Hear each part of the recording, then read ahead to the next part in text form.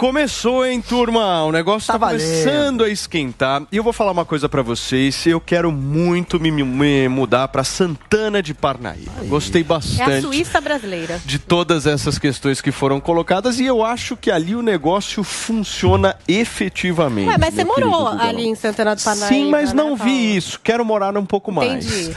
Você quer encontrar essa Suíça brasileira que lhe faltou. Talvez o bairro que eu morava não era bem, enfim, no centro ali, né?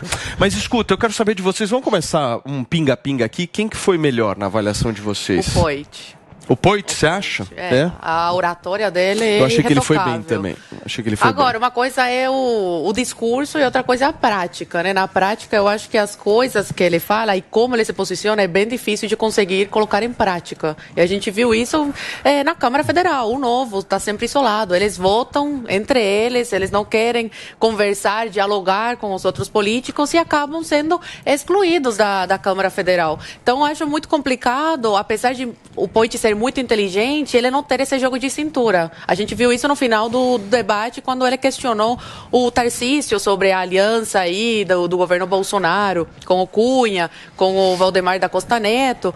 Isso mostra como ele é um pouco despreparado ainda, mesmo com um mandato de 4 anos agora, deputado federal, como ele ainda não aprendeu a ter esse jogo de cintura que um político precisa ter.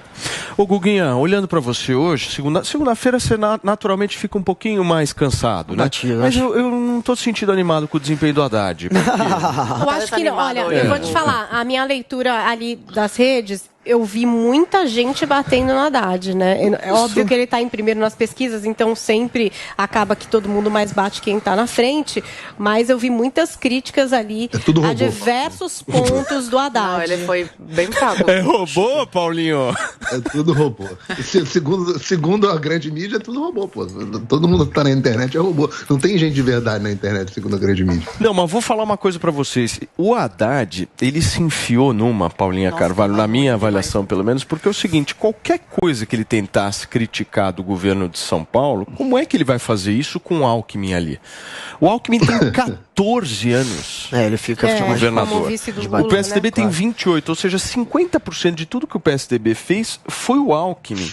Eu senti o Haddad meio assim, putz, não dá pra falar, deixa eu voltar aqui, vai. Eu senti ele assim, ó. Ele tentou centralizar no Dória, né? Na figura do Dória. Tava numa camisa de força, né? E aí, me conta, eu tô curioso pra saber sua avaliação. Olha, eu não achei que o Haddad foi tão mal assim. De fato, ele foi a vitrine, ele foi o mais atacado. É o que está em primeiro, a gente já imaginava que isso ia acontecer. Fora isso, o Tarcísio e o Rodrigo, por mais que em alguns momentos tenham se alfinetado, parte da base do Tarcísio já está conversando com o Rodrigo para uma possível aliança no segundo turno. Então você via ali também, do lado deles dois, um cuidado para não bater demais, principalmente o Rodrigo, para não bater no Bolsonaro. Isso estava nítido ontem. Ele ia criticar, por exemplo, a crise econômica, aí ele atrelava ao PT, que já não está no governo há 7 anos. A crise é culpa do governo do PT, que deixou um problemão, segundo ele, e da pandemia.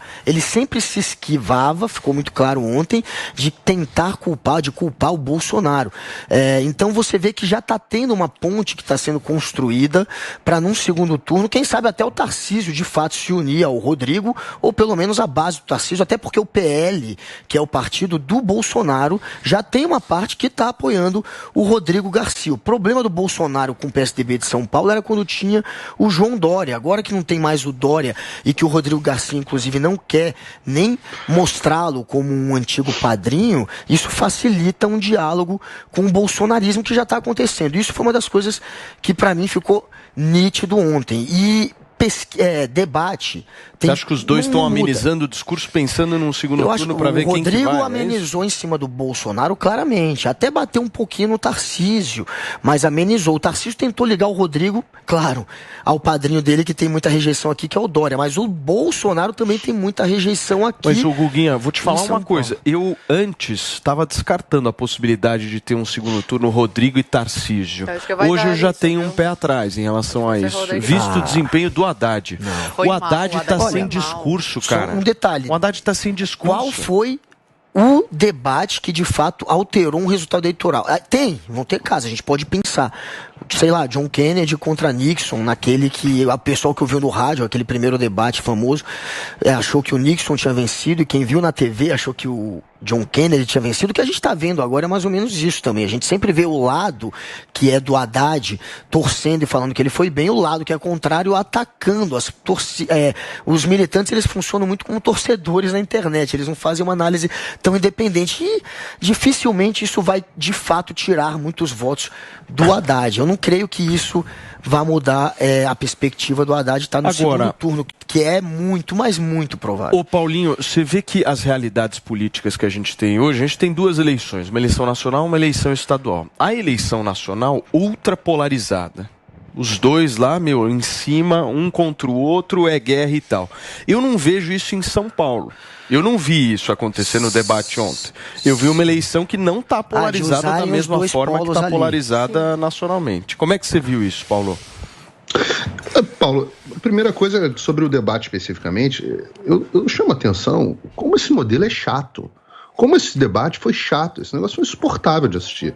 Devia ter cobrado extra para ter assistido, para poder comentar esse troço. Porque é muito chato. Esse modelo é insuportável. Isso é uma coisa de 30 anos atrás. As televisões precisam se atualizar, e não são só as redes de mídia que tem que se atualizar, não. Existe uma questão que é a legislação do TSE, que aprisiona as emissoras no formato que elas têm que fazer esse troço, que é insuportável, é realmente insuportável. O eleitor está começando a ficar cada vez mais de saco cheio, por isso que tem muitos debates que nem tem tido audiência. Esse até que teve uma audiência razoável, mas as pessoas vão se cansando desse tipo de coisa. Então essa é a primeira coisa que eu queria chamar a atenção. Agora, não achei que ninguém foi especialmente bem e ninguém foi especialmente mal, exceto, vou dizer aqui, pelas minhas redes sociais. Eu perguntei às pessoas no meu Twitter, e o personagem mais elogiado foi o Vinícius Poit, que é uma pessoa que, pelas pesquisas, não deveria nem estar no debate. Então tem esse componente interessante da forma como ele se colocou. Ele citou frases do Ronald Reagan mais de uma vez, né? Falou de tirar o governo do cangote do povo, melhor programa social, emprego. Ele tá bem alinhado aí com o discurso do Ronald Reagan. Falta ele conversar com o restante do partido dele, que virou um partido de lacração, né?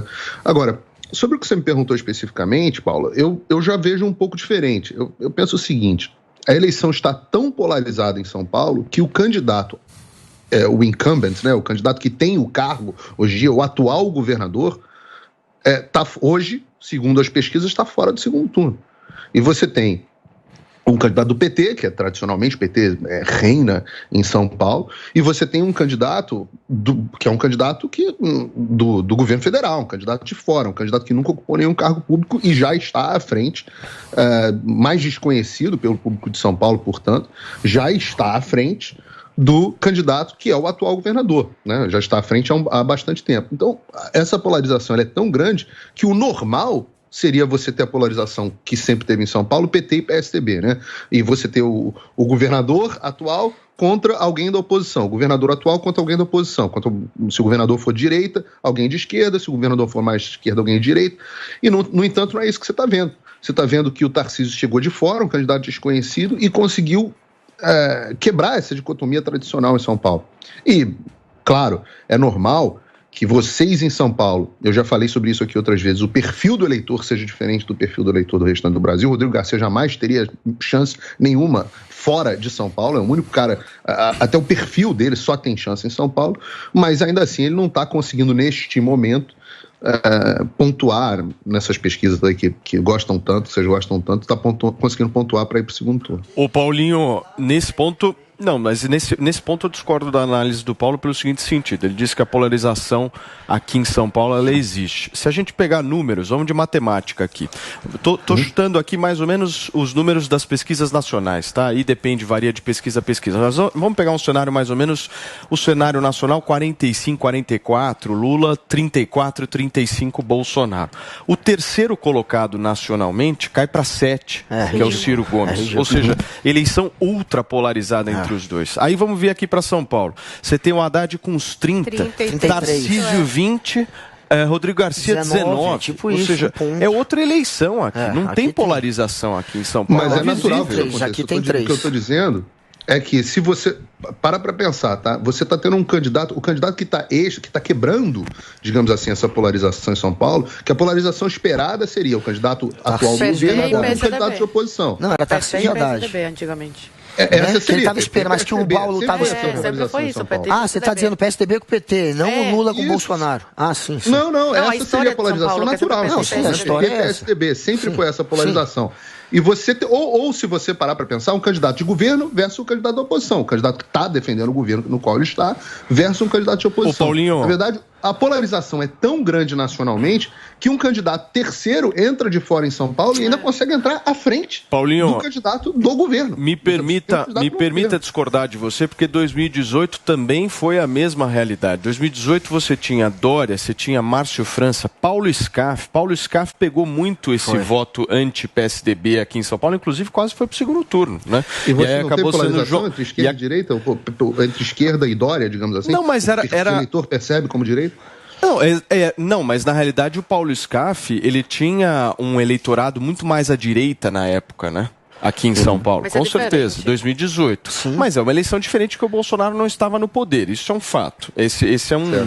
Mas a polarização hoje da política é entre Lula e Bolsonaro. A polarização histórica pelo governo estadual aqui, de fato, foi PSDB e PT. Porém, a política hoje está dividida em todos os estados. A briga maior, a chance, inclusive, maior de ir para o segundo turno é se você estiver atrelado a um desses dois nomes. E não aquela rivalidade histórica de cada estado. Então, em todos os estados está acontecendo isso. Quem está do lado do Lula e do lado do Bolsonaro tem muito mais chance. Inclusive o ACM Neto, lá na Bahia, o medo dele era exatamente se atrelar demais ao Bolsonaro e virar um candidato anti-Lula. Ali ele conseguiu ficar em cima, está por enquanto ficando acima dessa polarização. Mas são poucos os candidatos que estão conseguindo tomar voto tanto de lulistas quanto de bolsonaristas. O ACM Neto é um desses. Ele não bate em nenhum dos lados, porque ele quer contar votos, que ele quer tirar voto dos dois lados, e ele, por enquanto, ainda está ali em primeiro lugar. Mas por conta da polarização, ele morre de medo do candidato do Lula. A polarização lá no Nordeste é favorável sempre ao candidato do Lula. Então o medo maior dele lá é o Jerônimo, que é o candidato do PT. Por isso que ele não bate no Lula, para o Lula também não apoiar de forma ostensiva o candidato do PT ali. Mas a rivalidade hoje é Lula e Bolsonaro. E em São Paulo, quem está quebrando isso é um cara que veio de outro partido, que era lá do DEM, do União Brasil, que é o Rodrigo Garcia, que inclusive dizem que depois de eleito pode voltar para a União Brasil, até tem, quem sabe, trair o PSDB.